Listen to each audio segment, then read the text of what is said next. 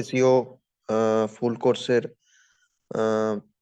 Next lesson হচ্ছে Google search console adding on website.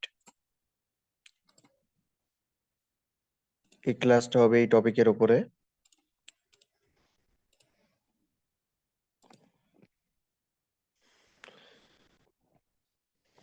তো topic হচ্ছে Google search console adding to to a website. হ্যাঁ, আমরা WordPress ওয়েবসাইটে কিভাবে আমাদের গুগল সার্চ কনসোলটা কানেক্ট করব সেটা দেখাবো। এখন তার আগে আমরা একটু জেনে নিই গুগল সার্চ কনসোল কি এবং এটা কেন ব্যবহার করতে হবে। হ্যাঁ, এটার কাজ কি? গুগল সার্চ কনসোল হচ্ছে গুগলের একটা টুলস, যেটার মাধ্যমে আমরা আমাদের ওয়েবসাইটটাকে ইন্ডেক্স করব। ওয়েবসাইটের কোনো কন্টেন্ট, পেজ বা ডোমেইনকে আমরা ইন্ডেক্স করাই। হ্যাঁ, অনেক সময় হয় কি, মানে নর্মালি গুগলের যে ক্রলার, বট, স্পাইডার এগুলো হচ্ছে আপনার এমনিতেই আসে, এমনিতেই আপনার একটা নির্দিষ্ট টাইম ফ্রেম পর পর আপনার হচ্ছে ওয়েবসাইটটা ভিজিট করে, আমাদের ওয়েবসাইটটা ভিজিট করতে আসে। বাট অনেক সময় হয় কি, ভিজিট কোনো কারণে ভিজিট করলেও আপনার ওই পেজটা গুগলে ইন্ডেক্স হয় না। হ্যাঁ, অনেক সময় আপনার হচ্ছে নর্মালি ইন্ডেক্স হয়ে যায় অনেক সময়, বাট অনেক সময় কোনো প্রবলেম হইলে আপনার হচ্ছে কোনো টেকনিক্যাল প্রবলেম বা অন্য কোনো কারণে, অন্য কিছু কিছু কারণ আছে যেগুলোর কারণে আপনার ইন্ডেক্স হয় না। সেক্ষেত্রে আমরা গুগল সার্চ কনসোলটা ইউজ করি ওইটাকে ইন্ডেক্সিং করানোর জন্য। হ্যাঁ, ইন্ডেক্স করার জন্য রিকোয়েস্ট করতে পারি আমরা। হ্যাঁ, আহ, তো এটা আমাদের গুগল সার্চ কনসোলটা মূলত ওই ইন্ডেক্সিং এর জন্য, প্লাস ওই আরো কয়েকটা বিষয়ের জন্য ব্যবহার করা হয়। সেটা হচ্ছে এই যে কিওয়ার্ডের অ্যানালাইসিস করা, আপনার আপনার ওয়েবসাইটে কি কি কিওয়ার্ডে কি র্যাঙ্ক করতেছে, এগুলো আপনার ওইখান থেকে দেখতে পারবেন সার্চ কনসোল থেকে। সার্চ কনসোলে আপনার হচ্ছে তাছাড়া আর একটা বিষয় আছে, সেটা হচ্ছে ডিজাভো ব্যাকলিং করা যায়। মানে আপনার ওয়েবসাইটে যদি কোনো স্প্যামি ব্যাকলিং করা থাকে, তাহলে আপনার ওই স্প্যাম ব্যাকলিং গুলোকে কিভাবে রিমুভ করবেন, এটা সার্চ কনসোলের মাধ্যমে করা যায় আর কি। হ্যাঁ, তো আমরা একটা সার্চ কনসোল অ্যাকাউন্ট ক্রিয়েট করি। হ্যাঁ, গুগলে গিয়ে সার্চ দিবেন গুগল সার্চ কনসোল। হ্যাঁ, তারপরে হচ্ছে ফার্স্টের লিঙ্কটা ওপেন করবেন, তারপরে এই এই এইখানে নিয়ে আসবে, তারপরে স্টার্ট নাও ক্লিক করবেন। এখানে নিয়ে আসবেন, নিয়ে আসা হলে এখানে হচ্ছে আপনারা দেখেন দুইটা অপশন আছে, এই ইমেল। আমার জিমেল অ্যাকাউন্ট এই এই ব্রাউজারে লগ ইন করা ছিল, এই কারণে অটোমেটিক যে এটার আন্ডারে দেখেন আমাকে এইখানে নিয়ে আসলো, এখান থেকে আমি অ্যাড করতে পারবো। তো এখানে আপনি চাইলে অন্য ইমেল যদি চান, যে অন্য আরেকটা ইমেল দিয়ে সার্চ কনসোলটা কানেক্ট করবেন আপনার ওয়েবসাইটের সাথে, বা সার্চ, হ্যাঁ, আপনার অন্য একটা ইমেল ইউজ করতে চান, তাহলে এখান থেকে করবেন কি, এই যে অ্যাড আন্ডার অ্যাকাউন্ট, বা এখানে যদি সেই ইমেল অ্যাকাউন্টটা থাকে ওটা সিলেক্ট করে নেবেন। রিকমেন্ডেড হচ্ছে আপনার ওই ইমেলটা ইউজ করা যেটা দিয়ে আপনার হচ্ছে গুগল অ্যানালাইটিক্স ক্রিয়েট করা, আপনার হচ্ছে গুগলের ট্যাগ ম্যানেজার বা গুগল অ্যানালাইটিক্স অ্যাকাউন্ট আপনার হচ্ছে ক্রিয়েট করা আছে, যে ইমেলটা দিয়ে ওই ইমেলটাই আপনার এখানে অ্যাড করবেন। হ্যাঁ, এটা রিকমেন্ড অনেকে বলে, মানে একটা ইমেল দিয়ে সবকিছু করতে হয় আর কি। হ্যাঁ, আপনি গুগল অ্যানালাইটিক্স এর অ্যাকাউন্ট একটা ইমেল দিয়ে করছেন, আবার সার্চ কনসোলের অ্যাকাউন্ট আর একটা ইমেল দিয়ে করছেন, এভাবে করবেন না, একটা ইমেল দিয়ে সবগুলো করবেন। হ্যাঁ, আচ্ছা ঠিক আছে। এরপরে আমাদেরকে এই ইন্টারফেসে নিয়ে আসলো। এখন করতে হবে কি, এখানে দেখেন দুইটা অপশন আছে, একটা ডোমেইন ভেরিফাই আর একটা ইউআরএলস প্রিফিক্স। হ্যাঁ, মানে দুইটা অপশন আছে, একটা হচ্ছে আপনার ইউআরএল প্রিফিক্স প্রপার্টি আর একটা ডোমেইন প্রপার্টি। ডোমেইন প্রপার্টিটা মানে আমরা দুইটা ভাবে আর কি আমাদের ওয়েবসাইটে কানেক্ট করতে পারবো। হ্যাঁ, এটা আমার ওয়ার্ডপ্রেস সাইট। হ্যাঁ, তো আমরা দুইটা ভাবে আমাদের ওয়েবসাইটকে গুগল সার্চ কনসোলের সাথে কানেক্ট করতে পারবো। একটা হচ্ছে এইটা দেখেন, এই যে এটাকে ডোমেন বলে। হ্যাঁ, শিখতে চাই ডট নেট।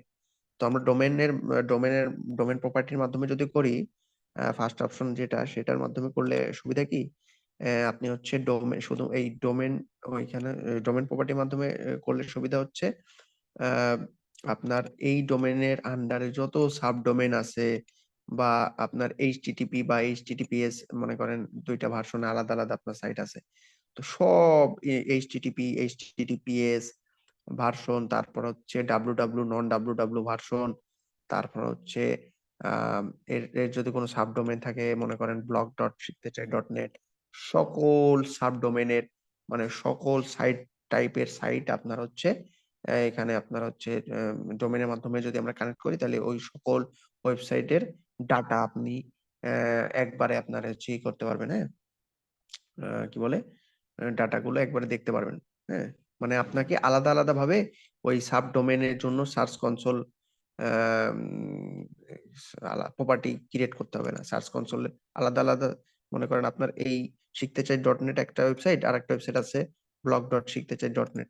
তো ওই ব্লগ ডট শিখতে চাই ডট নেট কে আলাদাভাবে আর সার্চ কনসোলের সাথে কানেক্ট করা লাগবে না, যদি আপনার ডোমেন প্রপার্টি কানেক্ট সাথে আপনার হচ্ছে এই সার্চ কনসোলে কানেক্ট করে রাখেন। হ্যাঁ, ডোমেন প্রপার্টির মাধ্যমে সার্চ কনসোলকে এই আপনার এই শিখতে চাই ডট নেট এটা কানেক্ট করেন, তাহলে হবে কি, তাহলে আর আলাদা আলাদা ভাবে এই ওই ওয়েবসাইট গুলোর আপনার হচ্ছে সার্চ কনসোলের সাথে কানেক্ট করা লাগবে না।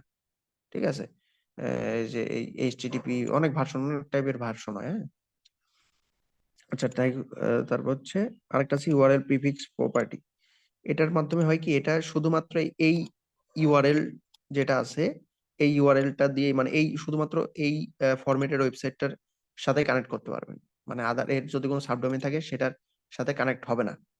হ্যাঁ, যদি ব্লগ ডট শিখতে চাই ডট নেট হয় এরকম যদি হয়, তাহলে কিন্তু আবার এইচটিটিপি বা এইচটিটিপিএস নন ডাব্লিউ ডাব্লিউ ডাব্লিউ ডাব্লিউ এরকম বিভিন্ন ধরনের ভার্সন হয়, তাহলে ওই ভার্সন গুলো কিন্তু আপনার গুগল অ্যানালাইটিক্স এর দেখাবে না, বা গুগল অ্যানালিটিক্স কি সরি গুগল সার্চ কনসোলে দেখাবে না।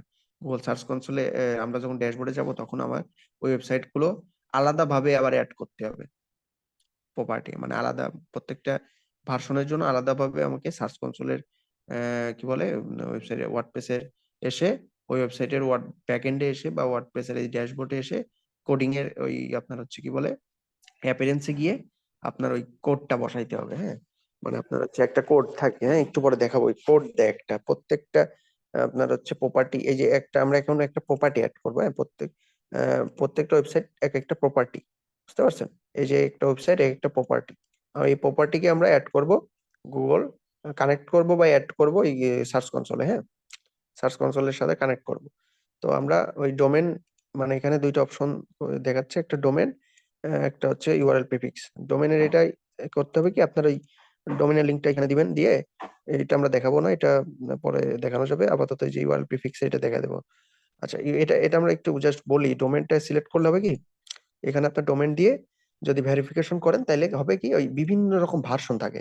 এই যে এটার এইচটিটিপি আছে, শুধু এইচটিটিপি থাকতে পারে, বা ডাব্লু ডাব্লু শিখতে চাই এর আগে ডাব্লু ডাব্লু ডট শিখতে চাই ডট নেট হতে পারে, বা ব্লগ ডট শিখতে চাই ডট নেট হতে পারে, সাব ডোমেন হতে পারে। তো এই সকল ভার্সনের জন্য আলাদা আলাদা ভাবে কিন্তু আপনাকে এই যে এখানে এসে এসে আলাদা আলাদা ওই ওয়েবসাইটের লিঙ্ক দিয়ে দিয়ে কিন্তু আপনাকে কানেক্ট করা লাগবে না। হ্যাঁ, একটা জাস্ট একটা ডোমেন, ডোমেন অ্যাড্রেস কি এই শিখতে চাই ডট নেট এইটা দিয়ে হয়ে যাবে সব। আর আপনি যদি এই যে এইটা সিলেক্ট করেন তাহলে কিন্তু আপনার আলাদা আলাদা প্রত্যেকটা ভার্সনের জন্য কানেক্ট করা লাগবে। কিভাবে দেখাই, মনে করেন এটা কানেক্ট করাই দেখে একটা, এটা আমার হচ্ছে এই ওয়েবসাইটের সাথে কানেক্ট করব গুগল সার্চ কনসোল। তো ওয়েবসাইটের ইউআরএলটা নিয়ে নিলাম, এখানে দেখেন ইন্টার ইউআরএল এখানে দিয়ে দিলাম কন্টিনিউ। একটা কোড অ্যাড করতে বলবে এখন। হ্যাঁ, এই দেখেন এইচটিএমএল ফাইল, এটা না, এইচটিএমএল ট্যাগ অ্যাড করবো আমরা, আমরা কিন্তু এইচটিএমএল ফাইল ওইটাই করবো না, এটা এই দেখেন এইচটিএমএল ট্যাগ লেখা আছে, এইটা এই ট্যাগটা কপি করব। এই যে দেখেন কপি করতে বলতেছে, কপি করলাম। এখন এখানে দেখেন পরে দেখেন কি বলতেছে এখানে, copy the meta tag below and paste it into your site's home page. হ্যাঁ, হোম পেজে অ্যাড করতে বলতেছে, it should go in the header section before first body section, header সেকশনের ভিতরে ফার্স্ট বডি সেকশনের উপরে। হ্যাঁ, এটা যদি ওয়ার্ডপ্রেস সাইট, উইক সাইট, হ্যাঁ এই টাইপের হচ্ছে আপনারা সিএমএস সাইট হয়, তাহলে হচ্ছে আপনার এই আপনার হচ্ছে ইজিলি করতে পারবেন নিজেই। বাট কাস্টম সাইট যেগুলো হবে, যেগুলো ওয়ার্ডপ্রেস টাইপের সাইট হবে না, সিএমএস সাইট হবে না, সেগুলো আপনি আপনি ওই ডেভেলপারকে বলে দিবেন, সেই আপনার হচ্ছে অ্যাড করে দিবে। সে কিন্তু আপনার হচ্ছে অ্যাড করে দিবে। হ্যাঁ, যদি কাস্টম সাইট হয়। তো আপনি এটা কপি করেন, কপি করে করবেন কি দেখেন, কপি করার পরে ওয়েবসাইটের এখানে ড্যাশবোর্ডে আসবেন, এইখান থেকে এই যে অ্যাপিয়ারেন্সে আসলে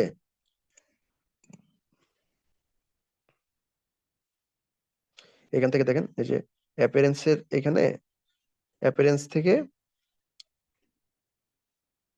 থিম ফাইল এডিটর, হ্যাঁ এই যে অ্যাপিয়ারেন্স থেকে থিম ফাইল এডিটর একদম নিচে এটাই যাবেন।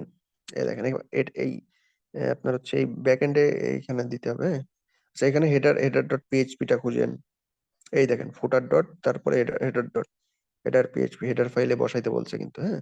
তারপরে দেখেন আচ্ছা কি বলছিল হেডের ভিতরে বডি সেকশনের উপরে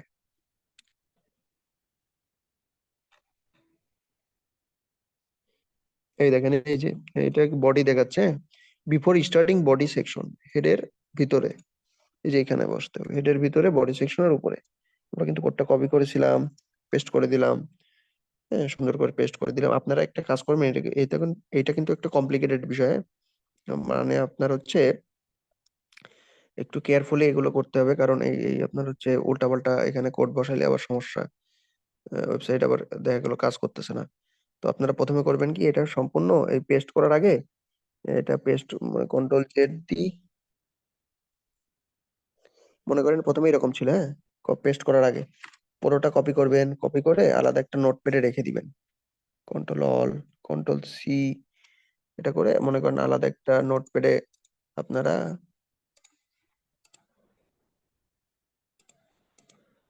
আলাদা একটা নোটপ্যাডে এখানে মনে করেন রেখে দিবেন, হ্যাঁ? যদি পরে কিছু হয় আপনার ওয়েবসাইটে যদি কোনো ঝামেলা হয়, হ্যাঁ তাহলে আপনার এই কপি এটা আপনার হচ্ছে এখানে এসে আবার পেস্ট করে দিবেন ওই ফাইল থেকে এখানে সম্পূর্ণটা কপি করে ফুল কপি করে আপনার হচ্ছে এখানে এসে পেস্ট করে দিবেন। সো এখন আমরা কপি পেস্ট করে অন্য জায়গায় রেখে দিছি ওইটা, এখন করব কি সার্চ কনসোলের এটার আবার এখানে এসে কপি করে নিলাম, এখানে এসে পেস্ট করে দিলাম, তারপরে করব কি একটু নিচে এসে আপডেট ফাইল,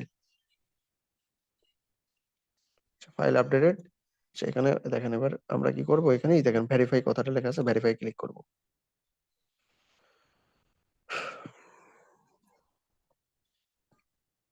অনার ভেরিফাইড, হ্যাঁ ভেরিফিকেশন হয়ে গেছে। গো টু প্রপার্টি, আমাদের কিন্তু এই ওয়েবসাইটটা গুগল সার্চ কনসোলের সাথে কানেক্ট করা হয়ে গেছে, ঠিক আছে?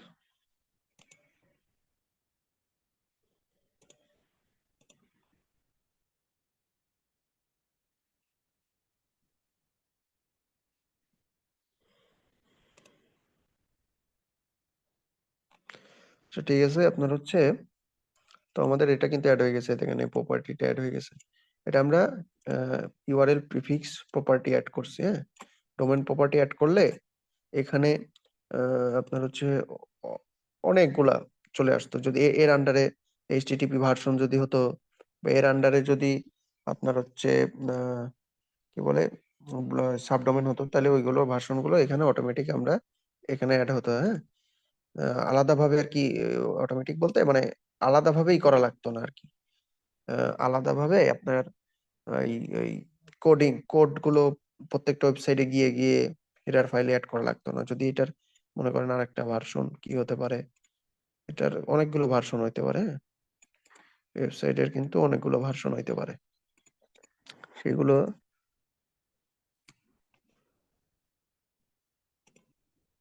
এটার একটা ভার্সন এই যে এটা, সরি সরি এটা একটা ভার্সন ধরেন, তারপর আর একটা ভার্সন কিরকম হইতে পারে, সরি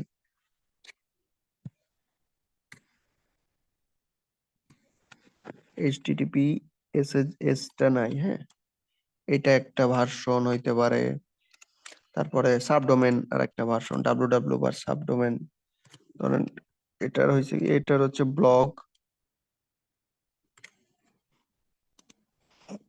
ব্লগ ডট শিখতে চাই ডট নেট, এটাও কিন্তু একটা ভার্সন সাবডোমেন।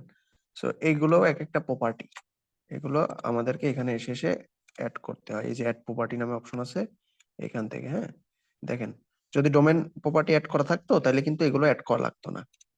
ডোমেন প্রপার্টি এটাই একটা সুবিধা, ঠিক আছে?